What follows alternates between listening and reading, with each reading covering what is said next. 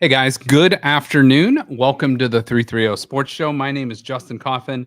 Today is Thursday, May 30th, 2024. Across from me, you see a different face than is usually on here. So, no guest in studio today, no Joe in studio today, but we do have BJ who runs pretty much the whole operation behind the scenes here today. So, we got BJ Lisco. BJ, instead of me trying to attempt to describe what you do, why don't you tell us what you do down here? Uh, Gosh, a little bit of everything. We do marketing out of here for various local small businesses. We do a lot of in-house stuff as far as like if you go to our YouTube channel, there's all kinds of different clips of stuff from obviously from this show, from any other show we have down here, any other interviews we have down here. But yeah, it's a little bit of everything. And then if anybody's coming in to either rent the studio or to do whatever, we run that out of here as well. But it's something different every day. It's cool. And you have a plethora of skills in your background too. So tell us a little bit about kind of about just yourself, how your past, what you've done. Obviously the band stuff. Tell us some of that stuff. Yeah. So I came here. I was in journalism for like 20 years out of college. I was a sports editor for the Salem News for 8 years. Then I went from there. I ran my entertainment magazine out of Youngstown called Youngstown Pulse, which is like a monthly that ran for on and off for a handful of years. Then I went to the Canton Repository where I was an entertainment writer and a graphic designer. I carried that same job to the Akron Beacon Journal. And then I just ended up here about a year and a half ago. That's awesome. That's kind of it. And yeah, I play music. I'm in a band, Turbo Lovers, that plays around a lot. We've had a ton of gigs coming up this summer in the area. Yeah.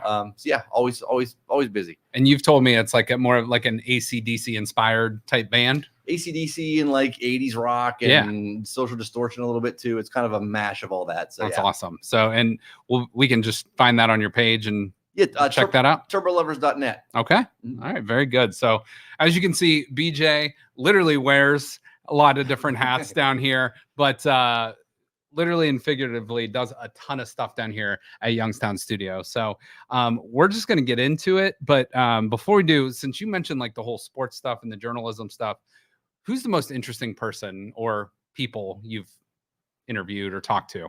Oh man, Gene Simmons is on that list. Bill Maher I talked to him a few times. He was always a really good interview. I talked to Chris Tucker, who was really cool. Oh, okay.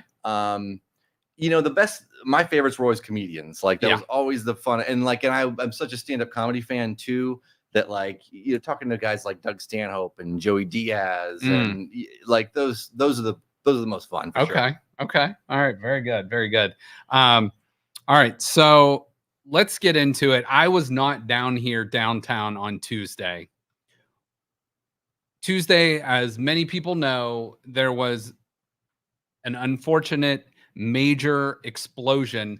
And you're a golfer. I'm a golfer. We could probably hit a pitching wedge to the Chase Bank building that's just, diagonal from us down here. So you were in the building. Tell us what that was like, what that felt like. It was just a real loud bang a little after 2:00, and it felt like a car or something hit the building. You know what I mean? And then didn't really think anything of it. I was like, all right, what was that? I thought something. Again, I thought it was a car wreck or something out there, because that's kind of what it sounded like. And then a couple minutes later, all the sirens, everything went outside. I was like, this was not just a normal that building blew up. I hope nobody was in there. Unfortunately there was, but just craziness. It's really insane. And when I first heard about it, I'm like, hopefully nothing major happened. And then you see it's on one of the main stories on Google and ABC News and all that stuff. You're like, oh, this is a pretty big deal. So people reached out, not to me, but to other people downtown, and glad everyone for the most part was okay. Unfortunately, a person we did suffer one tragic death, which is just terrible. And we pray for his family, and hopefully the other people that are in the hospital still or whatever end up mending from this, and everyone that's displaced and stuff, because that place was not just a building for business, it also housed living, condos and stuff like that. So I will say this though. I have seen a lot of this pray for Youngstown and stuff. I I don't want to make light of this but I hate that phrase sometimes because it's like the city doesn't need the prayers. Like you can send the prayers towards the individuals that were affected by this, but it's like the last thing the city needs. This is just my opinion. I'm not speaking for BJ. I'm not speaking for anybody at Youngstown Studio. The last thing the city needs is your prayers. What the city needs is you to support it by coming down here, buying a coffee, going to lunch, going to dinner, going to a show, going to a concert, whatever it might be. Get downtown and support Youngstown. And yeah, you can pray for the families, you can pray for everyone affected by this, but do something that has a tangible effect on the city. And that's just my 2 cents. So BJ, I'm not putting you on the I am going to put you on the spot here. Just your thoughts on like what like the whole situation and like maybe like the best way for people to actually support Youngstown. Yeah, like you said, pray for the families and stuff of people that were hurt or the gentleman that passed away. But yeah, pray for Youngstown made it seem like we were under like a terrorist attack or something. You know right. What I mean? Like it has a weird so yeah, I mean, like again, the thought's nice and everything else like that too. But yeah, I agree. It kind of made it it made it seem like somebody bombed us or whatever. Exactly. It's not, yeah. I mean? It's a very unfortunate incident, but at the end of the day, like the city, what it truly freaking needs is your money and your support. So get down here, support the great businesses that are down here because, it's an unfortunate incident, but the city's going to be just fine if you get out and support it. So with that said, go grab a beer from Penguin City, go to V2 and have some lunch, whatever it might be. Get down here, go to a concert at the Cavelli Center or out at the amphitheater this summer. Do something to support the city. Don't just say it. Do something to actually mean it when you're saying it.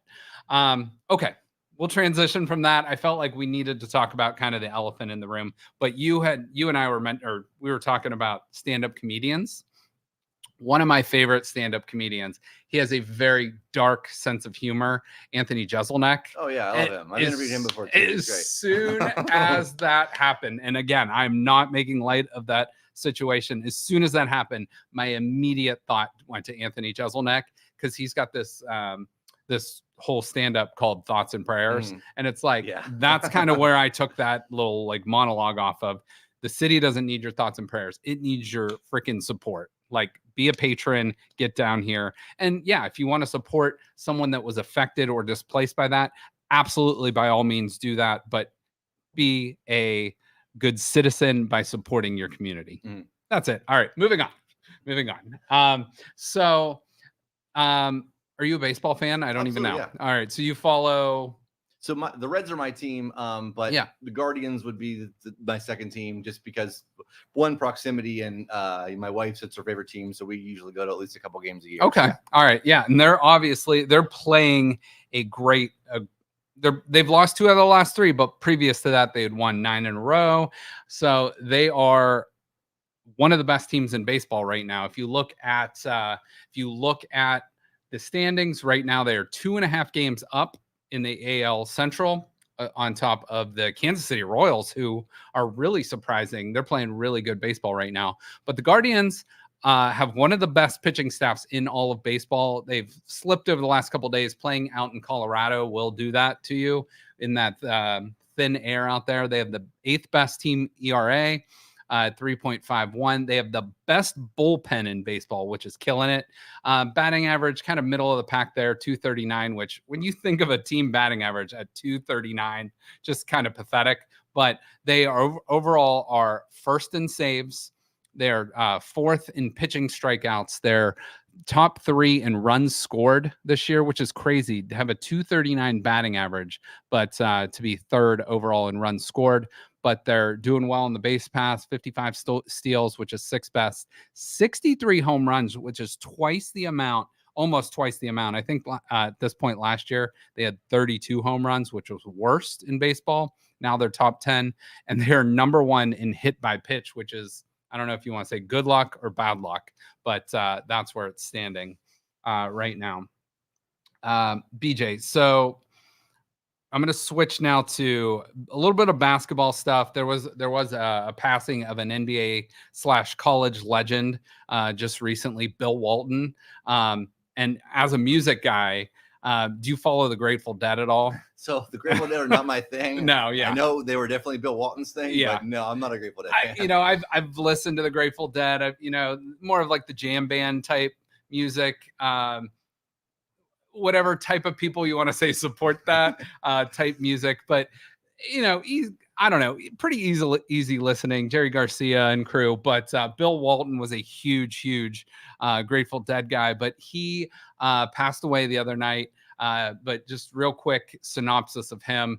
I had this whole thing listed out with his top quotes, and then I realized I got about 20 deep, and I'm like, I could keep going. So I'm just going to say, go Google his quotes. They are literally, it's just unbelievable how many. He's like the Yogi Berra of basketball with his quotes. But to give you a brief synopsis of his career and what a legendary guy this was, he looks like Chewbacca in the bottom left picture there, if you're looking. But he had the full beard. But at UCLA, he almost left school because he refused to cut his hair, but it's a good thing he didn't. He ended up being the number 1 pick in the 1974 draft from UCLA by Portland. They went 60-0 in his first 2 years at UCLA. They won 2 national titles in that time. That was his sophomore and junior year. Freshmen back then were not eligible to play. And at one point between his high school career and UCLA, he had a 142 game winning streak. Overall went 86-4 at UCLA with 2 national championships, won the 1977 MVP. And as I mentioned, Grateful Dead lover. This guy, I read an article about him the other day. I knew he was banged up late in his career playing for the Celtics and, toward the end of his career with the Trailblazers. He actually missed 4 full NBA seasons. And that is because he had 36 operations in his career, which is insane. But again, worth a Google search for sure, just to check out some of his great quotes. Did you ever hear him on any games, like commentating? Well, I remember they did Saturday Night Live at this skit with him and Marv Albert that was always hilarious. And what was funny about the Bill Walton like portion of that is it wasn't that far off from what he actually was, because really? He would say some crazy stuff, but he was always hilarious. The one time he literally wasn't joking. He was like, whoever the main broadcaster was, the main play-by-play guy, asked him, he goes, what do you think it's going to take? He's like, I don't know. I think it's just going to take more points at the end of the game than the other team. And it's like, literally, that's just who that guy was. But his son is still, I don't know, with the coaching staff, his son is still a member of the Cavs coaching staff right now, Luke. So we'll see if he ends up staying on with whoever they hire as their new head coach. But rest in peace to Bill Walton, an NBA legend, a college legend for sure, but had a great run in the NBA as well as college. Speaking of the NBA, we obviously know the Boston Celtics have punched their ticket to the NBA Finals. They are awaiting the winner of the Dallas Mavericks Minnesota Timberwolves series. Dallas is up 3-1. Minnesota just won the last game to stay alive. Game 5 shifts back to Minnesota, and we'll just see what happens. I would expect it to be Dallas to get to the NBA Finals, but have you been following basketball at all? Yeah, and Dallas is my pick to win it all. I think Luka's just playing so well. Mm-hmm. That I can't. And between him and then Kyrie got his act together. Yeah. You know what I mean? So it's like, Dallas is my pick for sure. I think they're gonna win this year. I honestly, before the playoffs started, I picked Boston, and Boston has had like the easiest path to the NBA Finals because they play Miami without Jimmy Butler, without The point guard's escaping me right now, but who actually grew up here in Youngstown. But Terry Rozier. So they played without Terry Rozier and Jimmy Butler. Then you go to the Cavs series. Cavs cut it to a 2-1 advantage. It's pretty much tied at halftime of game 4, and the Celtics go on a big run. Donovan Mitchell gets injured, misses the rest of the series. Jared Allen didn't play in the series. And then you look at the other side of the bracket. The Pacers played the last couple games without Halliburton, an all-NBA player. The Knicks were all banged up, so they didn't get there. The Sixers had Embiid out. The Bucks had Giannis out. So they've had a really easy path, you could say, to the NBA Finals. However, you got to beat who's in front of you at the end of the day. So the Celtics are there. But like I said, I picked the Celtics to win before the playoffs started. I think I'm like more in your camp now. I think the NBA at the end of the day, it's about who has the best player on the roster. Jason Tatum's really good. Jaylen Brown's really good. But the best player in that series, if it gets to that point, will be Luka Doncic. And he is just playing unbelievable basketball. And he got outplayed a little bit by Anthony Edwards the other night. But for 3 of the 4 games, he has been the better player. And he is just getting it done. Kyrie Irving, we all know the weirdness off the court, flat earth stuff, tweeting out and saying weird stuff, but he is back to being that legit awesome basketball player that we remember back as Cavs fans back in the day. So if you give me the option of having Jaylen Brown and Jason Tatum versus Luka and Kyrie, I'm taking Luka and Kyrie. With that as well, I'm agreeing with BJ here. So I think it's going to be Dallas, but Dallas still has to get there, and it's not impossible to come back. No teams come back from 3-0, but you never know. So we'll see. All right, go ahead. So Kyrie was off his rocker there for a couple years. I mean, was he just not on his meds? Like, what was like was there just something like, because that's kind of what it seemed like he needed to be like on something, because he was just like all over the place, and it was like, why? Like he was doing stuff that made no sense. Like he was doing stuff like that you would see like kind of like, it reminded me of like Antonio Brown, not to that level, but where it's like like okay, a CTE situation. Hits to the head, and then it's like exactly. So it wasn't that, but clearly something changed, because he's the player that everybody that Brooklyn wanted him to be. Obviously, he's the player probably the Cavs wanted him to be at times and stuff. So yeah, I'm not sure what. I wish I knew what happened, because he was a guy I think a lot of people just wrote off. He's like you said, he's off his rocker. He's weird. He's saying all this random crap, and then all of a sudden it's like, for about, let's say, 5 years of being irrelevant, the last 5 years, he has turned back into that player we saw in 2016, 2017 with the Cavs before they traded him to Boston. And I don't know. It's like, I mean, I almost thought the flat earth stuff was like a joke. Like he was just saying it to get some reactions. Some people will do that to troll you and stuff like that. But I think he actually meant it, at least at the time. And then the COVID stuff got weird. He was like the anti-vaxxer, which, hey, that's to each their own. But in New York, he actually couldn't play any of the home games because of the protocols with that. And then with the Celtics, didn't he stomp on the logo, and he was like lighting incense and doing all this other random stuff. I'm sure we could go through a timeline of Kyrie's weirdness, but he seems to have figured it out in Dallas. That might be his happy place there. And I don't know. So, but I still have regrets, and he forced a trade with Cleveland, but that 2015-16 team, I think, should have won the NBA title. Kyrie Irving went out with that injury. Kevin Love was hurt earlier in the playoffs, and LeBron took them to a 2-1 lead against Golden State before they became like the Golden State powerhouse. But that was their first title. And then 15-16, you win the title. 16-17 Cavs team might have been better than that team that won the title. But you were going up against Durant and, that Golden State powerhouse there, and then forces his way out. And again, it's like, we look back, he's probably like 23, 24 then. So he's immature. He's got a lot of growing up to do.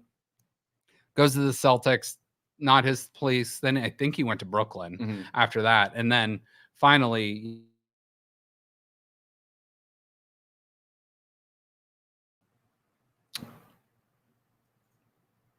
all right, I think we're back. Okay. Well, we are back. Thank you for sticking with us if you did. There we go.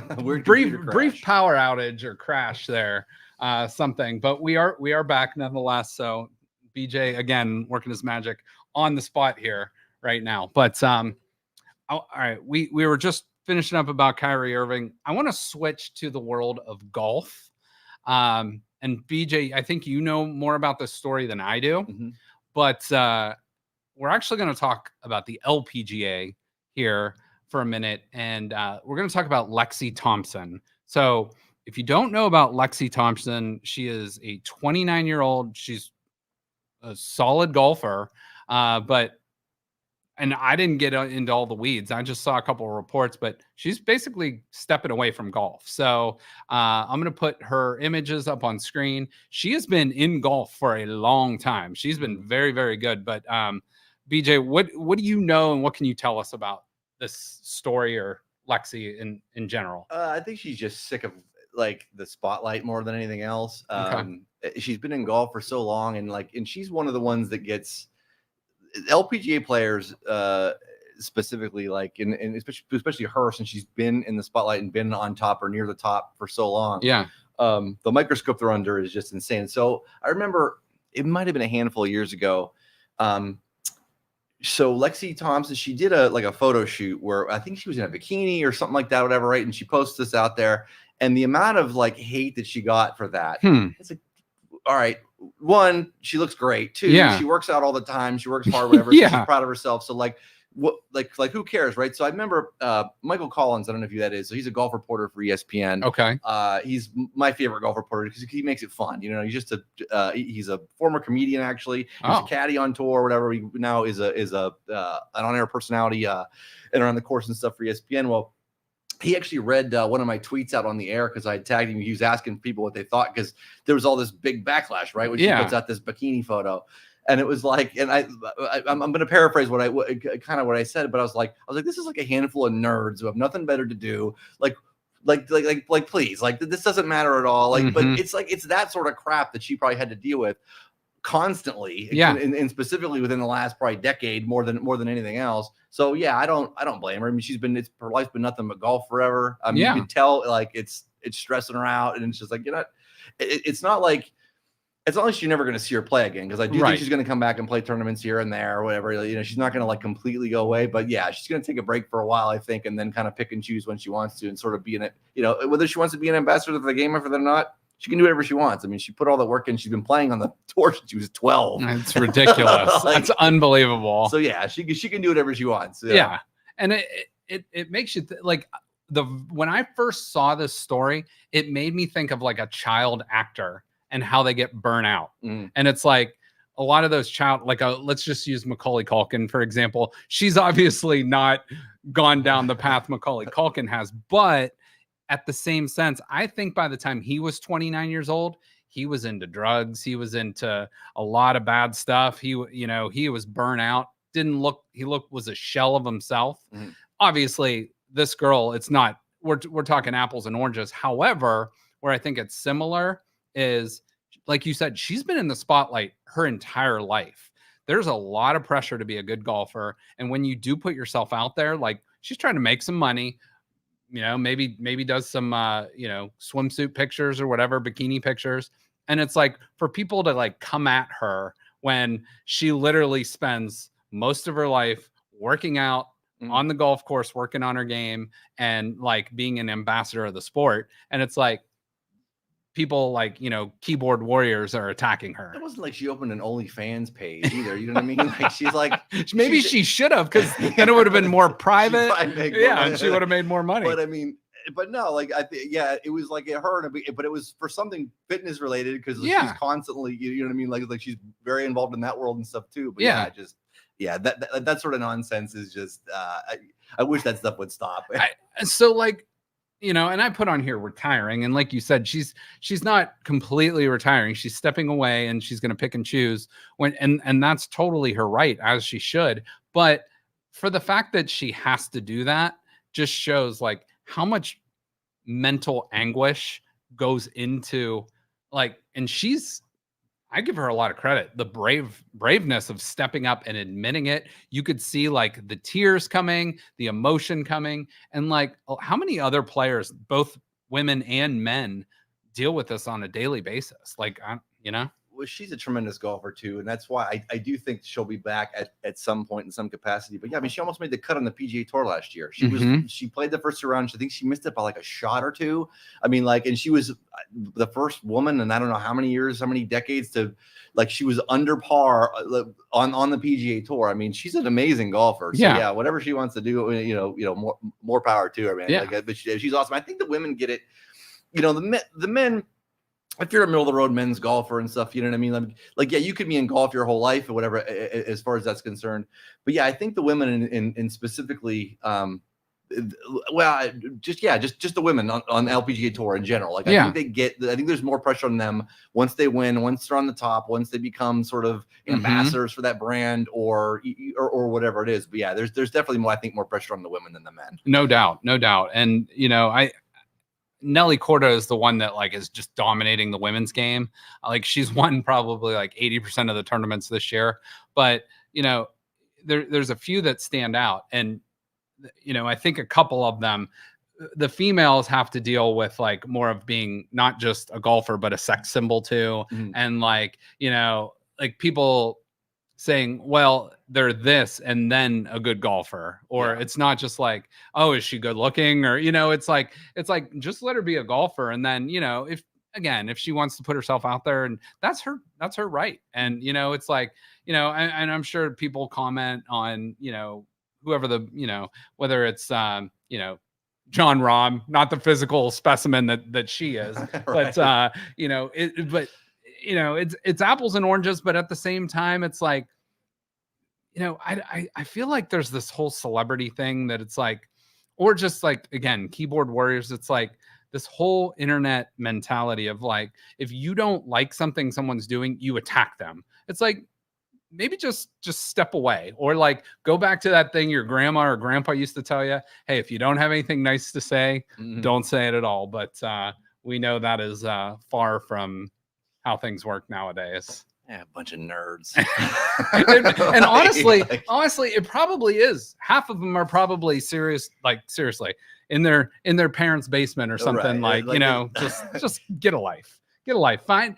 And usually the people that are attacking you online are the people that one, have the most time on their hands, and two, are envious, jealous, whatever it might be. So screw them. Do your thing, Lexi, and hopefully we see her back out on the tour.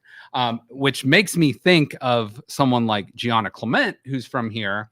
She's 16. She is rising up the leaderboards of amateur status, but she is going to be a major player in the LPGA game in a couple years from now. And, it's you hope stories like this help ease the path for someone like her, just in my opinion, because it's they shouldn't have to deal with this crap. And I know once you're a paid professional athlete, that opens the door to a lot of criticism, a lot of, speculation, stuff like that. But, they are people at the end of the day too. So yeah, I mean, Kelly Paddock was down here and he said it sucks to be a pro athlete. There's there's benefits, but the flip side of it is, and I can completely sympathize. Yeah, and yeah, at the end of the day, you get paid more, you're in the spotlight, but there's a lot of other negatives that come with that too. So, all right, let's switch to other. I guess we can't call them amateurs anymore, but college football.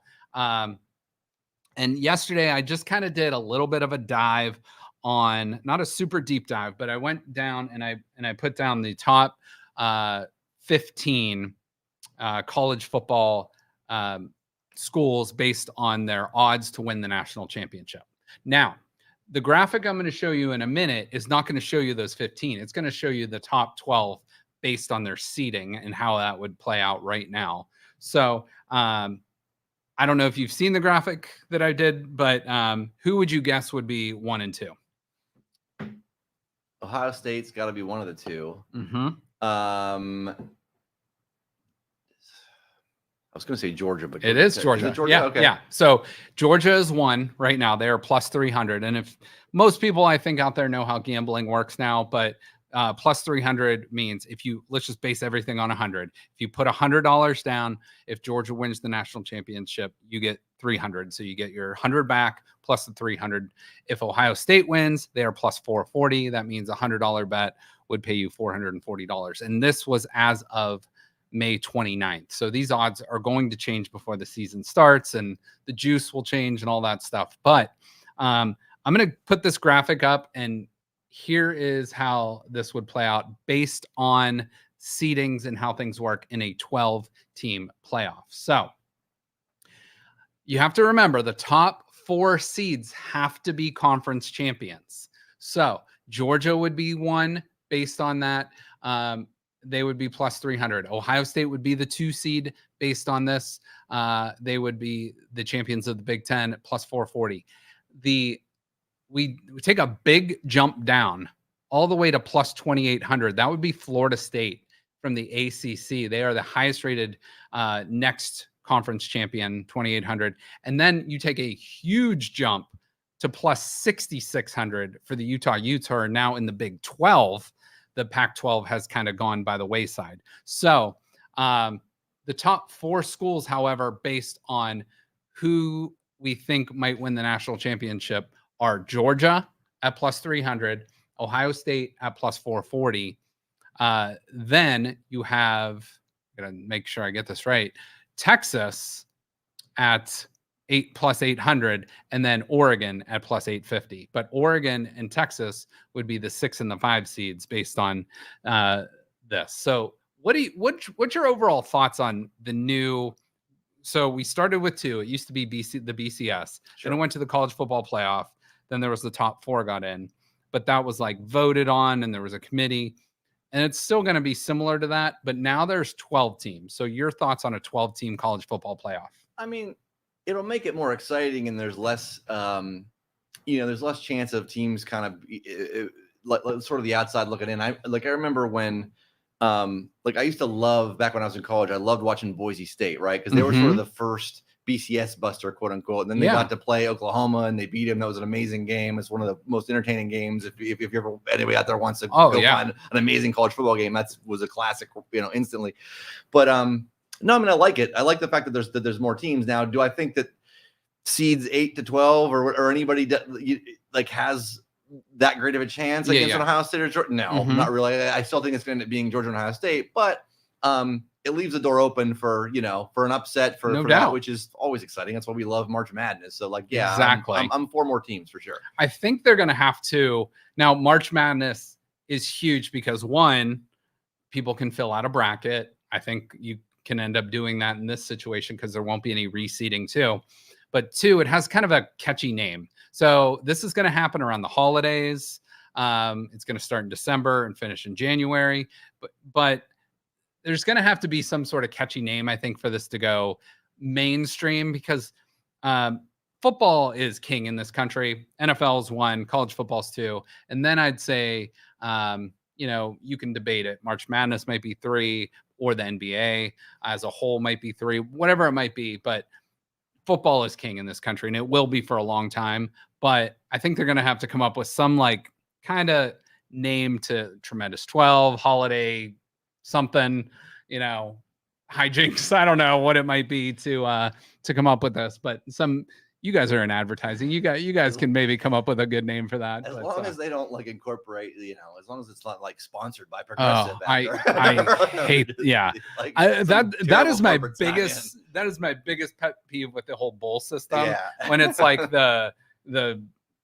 it used to be like the Tangerine Bowl. Now it's like the Beef O'Brady's Bowl or something. It's can it just be like the Tangerine Bowl presented by Beef O'Brady's or something like that? It's I don't need to hear about the Quick Lane Bowl, which actually I went to last year. It's can we just call that the Motor City Bowl, and then sponsored by whatever. So Yeah, it's I don't gonna know. be Flo's top 12. It's sponsored by Progressive. Like Flow, the Flow top 12. And if you go up to Progressive Field, you will not be lost because up there it is everywhere around the stadium. It is ridiculous. But looking at this, like, and again, I seeded these based on their odds. However, I did it in the way that the College Football Playoff Committee will do it. Now, if you look at the 12 seed, they're plus 60,000. Now the top 4 have to be conference champions out of those 4 conferences, correct, right? Well, it's the top 4 conference champion from any conference. So it could be a group of 5. So let's say hypothetically. So the committee is going to decide who the top 4 are from the conference champions. Yes, I think it'll be the highest ranked top 4 conference champions. Okay. And those teams, the advantage to this is those teams will get a bye in the first round. So you look at those first round matchups, though, the coolest thing about this is those games will be played on that team's home field or a field of their choosing. So if they're like, let's just say Wisconsin made it and they're like, we'd love to play at Camp Randall, but it's too freaking cold. Let's go play, that's maybe a bad example. Let's say, hypothetically, say Minnesota got in, and they were an 8 seed somehow, which probably would never happen in today's college football. But Minnesota gets in, they're an 8 seed, and they have an outdoor stadium. They're like, no, we're just going to go play at the Viking Stadium. So they have that right of having an alternate stadium. Ohio State, if the Browns do a dome stadium, we'll have the option to play in that, maybe the Browns stadium or maybe play in Indianapolis, whatever it might be, if the weather isn't convenient in Columbus. But it's going to be really cool to see some of these matchups. Like hypothetically, if I look at that matchup, I see Oregon and Notre Dame. Notre Dame traveling to Oregon in early December would be really, or like mid-December, would be really kind of cool. Penn State traveling to Alabama. It'd be cool to see some of these Southern teams come up north, especially around Christmas time, playing games. And like the South doesn't come north too often. So we'll see. But it's a whole different ball game this year. But, like we said, those conference champions are going to have a little bit of an advantage with the first round bye. So we'll see how that all shakes out. We got plenty of time, but it is almost summertime. So, college football is like 95 days away or something like that. So it is creeping up faster than we think. So that's kind of just my thoughts on stuff right now. But BJ, before we like sign off and stuff in a little bit, give me a little bit of your thoughts on just like anything interesting right now in the world of sports that might be going on. So whether it's NBA playoffs, golf, I don't even follow the NHL right now, but the NHL is exciting from a playoff perspective, but anything from your eyes that's interesting going on in the entire sports world right now?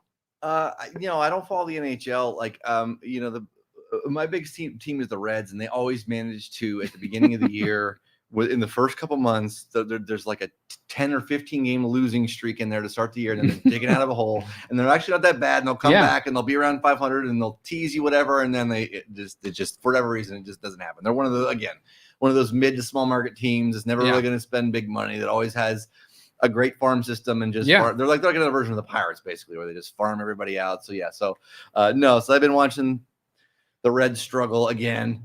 And how, like, let me ask you this, as like the Reds, I know they're in Ohio, but that's not in our market. How do you watch them like normally? So yeah, they're not, they don't televise them a whole heck of a lot up here. When they do, I'll make sure to tune in, obviously, and stuff.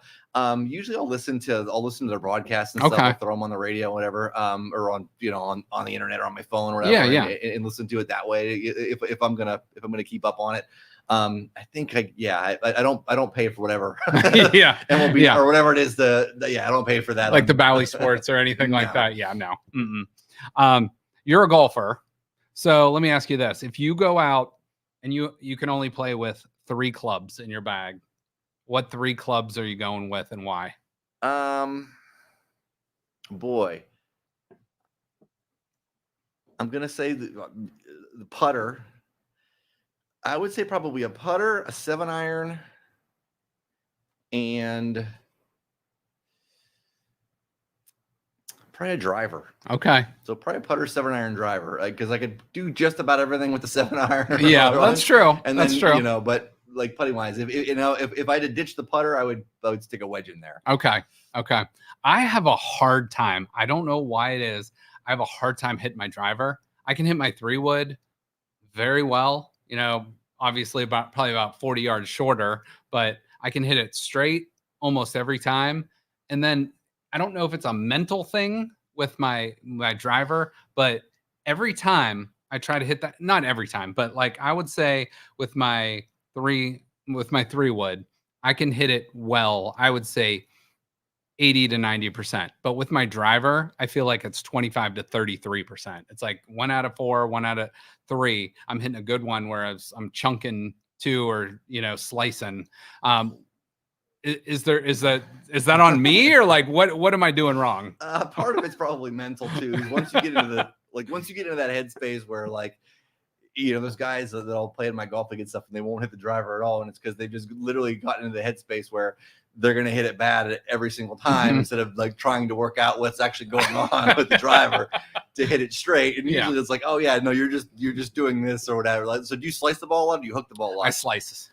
So a slice is a fairly easy fix. Like, okay, that's a fairly easy fix with the driver. It's either where the ball's at in your stance, play it more off your front foot, or even I'll tell people like just like close off your stance. Stand like Andre Dawson. Remember Andre Dawson used to stand with the left foot out in front of the right. I remember Andre Dawson was called the Hawk. I gotta look him up. Jose Canseco had the stands where his front foot was way back and he had that wide open stance. You want the opposite of that. You want to close it off. Stance. So close it off at first. Do that until you're either hooking or pulling the ball, then back it off, and then like your swing will kind of correct as you go. Generally, that's sort of the rule of thumb for most people that consistently slice the ball. And maybe if I golf more than 5 times a year, that'll help too. That would help. Okay. Favorite course in the area? My favorite public course around here is probably Yankee Run. That's a fun course, and it's not expensive course either. I think it's like $40 for 18, which isn't bad at all anymore. I'll play there often. Mill Creek's always nice and stuff once it dries out a little bit. We had a ton of rain on that south course and stuff too. But yeah, I mean, like I'll play Firestone Farms in Columbiana a couple times a year. That's a beautiful course. Yeah. Which that's a fun one, and there's some challenging ones. A course just closed out in Hartville that I kind of broke my heart, called Seven Hills, which had been there for years and years and years. Super hilly course and stuff. The name describes it. It was very challenging course too, with trees and everything else too. But we used to play our back in high school. We played our it's closed for good. Yeah, our district, whatever. I think they sold it, and they're not. Whoever bought it as farmland. There was another course that I loved that closed in Columbiana called Copeland, which was the longest course in the area forever, and that was like the calling card was it was almost 8,000 yards. Wow, which for a public course is long. Yeah, I think the 7. Masters is like 7,700. Yeah, it was over 7. It was like around 7,500, I think, from the back tees and stuff. And that's how I got good at golf, was playing out there, because that was 2 miles from my house growing up, and so I would go out there constantly. And so you had to hit the ball well all the time. If you didn't, the course was so long, and then the guy that ran it out there had the greens cut super fast. So because he was a pro golfer, basically, semi-pro golfer, whatever. So he wanted it set up that way so you could work on it. So it was very challenging. Interesting. But that was a fun course, but like nobody went out there because it was so hard. Yeah. So if you're a scratch golfer, you're still probably over par on that one for sure. It's hard. Yeah. It's a tough one, but I got to be a scratch golfer for a minute when I played all the time back then. And I got to be on that course, which was like, so when I went, whatever, but the golf is so difficult, because the second you stop playing all the time, it goes away. Like you can't just like kind of pick it up. It's one of those things. Like I tell people it's pretty easy to go from a bogey golfer to a par golfer. Like to get to that scratch or get around that. Like it's not really that challenging. Like if you just put the time in, like it really isn't. Yeah. But I tried to go from like a par golfer to like, oh, I'm gonna make birdies and be under par, and just no way. I played in a couple mini tour events, and it was just like I'm looking around. I'm like, oh man, everybody's way better than me. Well, I mean, it comes to a point too where it's like a mental game, and that everyone that's good can hit the ball well off the tee, but then it's that in between and that short game that is so challenging. And for some people, they hit their driver well, they hit their irons well, but they can't putt. Or for some people, it's like they don't hit the ball that long off the tee. Maybe they struggle with the irons, but they're average putting, so that, like you said, that difference to go from maybe shooting like a 72 or let's say an 80 to a 75 might be a little easier, but that going from a 75 to a 73 or a 73 to a 71, that's a lot more challenging. Very hard. Yeah. Like, I could do it for like stretches. I would be good. There would always be a couple holes where it's like, have you ever golfed with Jonah? I've not golfed with Jonah. Okay. I play with him on the simulators a little bit there, but I haven't gone out for a regular run of golf. We should try to get you guys together this summer and like do some tips like behind the scenes, like as you're golfing. I think that'd be kind of cool. For sure. Yeah, he's very good. He played golf at Kent State and stuff, and he probably is a scratch golfer right now as it sits, if not even better. But yeah, he's exceptionally good. Yeah, he's better than me. So yeah, I can learn a lot of stuff from him. Which would be great. but it'd be fun to have two really solid golfers out there and just like pick your brains and stuff like that. So, all right, we're going to close it out here. But before we do, I do one more question. So you've interviewed a ton of people, from politics to comedians to musicians. Is there someone out there that you haven't interviewed that you would be like an all-time dream interview? And it could be, give me one from like a different, like, give me 2 or 3 from like a different line of, from the music world. Huey Lewis would be number 1. Really? I've never interviewed Huey Lewis. He's fantastic. I think he's a fascinating guy. I would love to interview him. I would also like to interview any of the guys from AC/DC, Brian Johnson, or Angus Young, or I guess the 2 main ones that are still in the band and kind of around. So music wise, it'd be that. If it had to go to comedy, I never got to interview Bill Burr, because he was already big enough. Like his ascension was going up so fast at the time when I was writing a lot of those interviews or talking to a lot of those people that he didn't, most people are going to talk to you, try to sell tickets or whatever. He didn't need me to sell. He didn't need to talk to me. Right. So like, he would be a cool one to talk to, even though I kind of know what he was going to say, because he gets so many podcasts and stuff out there, whatever too. But okay, he'd be another one. Anybody from the sports world, to think about this for a second. I think it would be cool to talk to like some of the players I idolized kind of growing up. You know what I mean? Like Eric Davis from the Reds. Was one of my favorites growing up. Or even Pete Rose. Like interesting. He'd be fascinating to talk to, just because. And I think his interviews would be hilarious. They usually are. He doesn't hold back. You know what I mean? Did you like Barry Larkin? Oh, I love Barry Larkin. And like Chris Sabo. Those early Red teams were awesome. The 1990 Reds team was my team. Like that was the team that, I mean, I was. They beat the A's, right, in the World Series? Swept them. Yeah, I was 9 years old. They were wire to wire. They were first the entire year, and then nobody thought they were going to beat the A's, and they just kicked the shit out of them too. Like, yeah, they did. It wasn't even. Yeah. So, I remember that was my second World Series. I think the year before was that the Bay World Series with the earthquake. Yeah. And that was my first like recollection of like a World Series, like being a kid. And then the next year, I just remember watching that one. It was at Jose Rio was the pitcher. Yeah. He like lit it up in that whole playoffs. And then, you got the rec specs on Sabo and Eric, like you said, Eric Davis. So those were that was solid team back then. Hopefully Cincinnati or Cleveland can bring a title back, since, I mean, it's been 34 years since Ohio. Looks good so far, and they look really good so far. And the other thing, like the knock on Cleveland has always been, the division's easy and they get there, whatever. This year the division's really good. Like, it is. 4 of the 5 teams are above 500, I think, right now, which is great. So like, that's helping as well when they're kind of going outside of there. So hopefully they can stay healthy and keep that momentum. Because I would love. I mean, I was